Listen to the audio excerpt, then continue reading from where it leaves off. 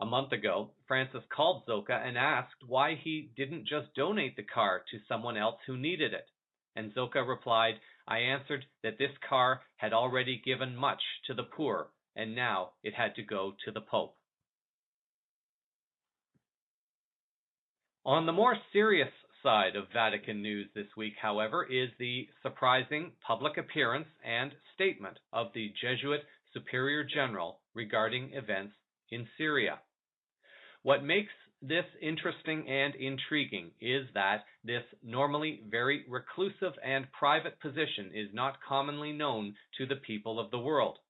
The Superior General has often been referred to as the Black Pope and has been alleged to be the most powerful man on the planet. The history of those who have been in this position appears to be very long and also very dark. A website called warningilluminati.wordpress.com has an article on the Black Pope and has offered this unverified information. The Jesuit Superior General, according to this website, is the most powerful man on earth who rules over maritime laws, meaning business. He controls the banking system, Freemasonry, and the secret services of the world, including the CIA, FBI, NSA, the UK's MI6 and MI5, Scotland Yard, Mossad, and the Canadian, French, and Russian secret services, among many others. The Vatican owns 60% of all Israel lands and the land of the Temple Mount. Jesuit assistancy soldier James Grummer controls the United States Corporation. The article adds that superiors general are elected by the general congregation of the society, summoned upon the resignation, retirement, or death of an incumbent. Superiors general are elected for life. The previous Superior General was Father Peter Hans Kolvenbach. Kolvenbach was known to many as being very corrupt and having influence in all global circles related to the cabal groups. Kolvenbach was replaced in 2008 by the current Superior General of the Society, Father Adolfo Nicolas. Kolvenbach was never really even known to most, and now this new Superior General is appearing in the public. Perhaps, and this is speculation that has some support behind it, that Adolfo Nicolas was waiting for Pope Francis to move into his position so that a more positive change could be implemented in the world. Assuming that the Superior General does in fact control Francis and the Vatican, it might seem next to impossible to do the things Francis has done if there was not at some level a degree of support from this more powerful institution and leader. However, now the Superior General has come out into the public spotlight to do something rarely done, and that is to comment on global affairs.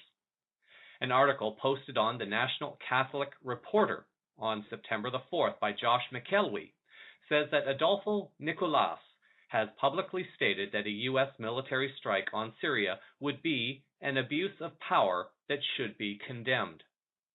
According to Nicolas, with all respect for the people of the United States, I think that a military intervention like the one being planned is itself an abuse of power, states Nicolas in the interview.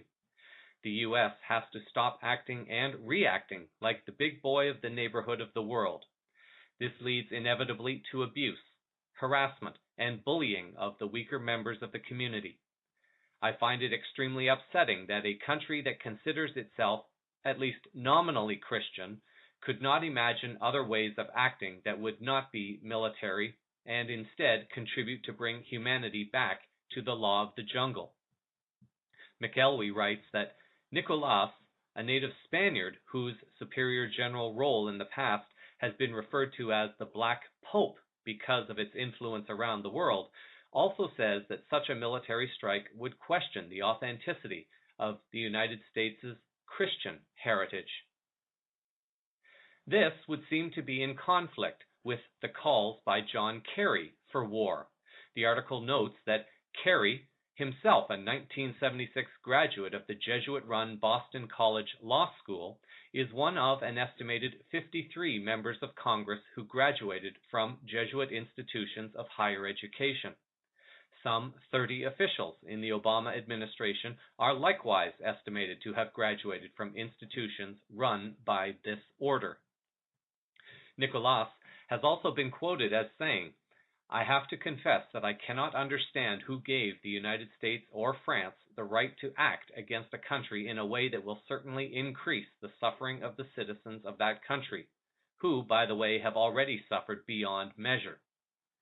Violence and violent action, like what is being planned, have to always be the last resort and administered in such a way that only the guilty are affected. In the case of a country, this is evidently impossible to control, and thus, it seems to me, totally unjustified." If what the articles have claimed have any truth within them, this might indicate that awakened souls have moved or are in the process of moving into the highest positions of power and may be getting ready to send a message down to the lower ranks that the cabal groups are no longer in charge. This would indeed be a reason for celebration. The interview was also posted on the website for the Superior General, the Jesuit Curia in Rome, and that link is in the show summary. Shifting over to the country of Poland.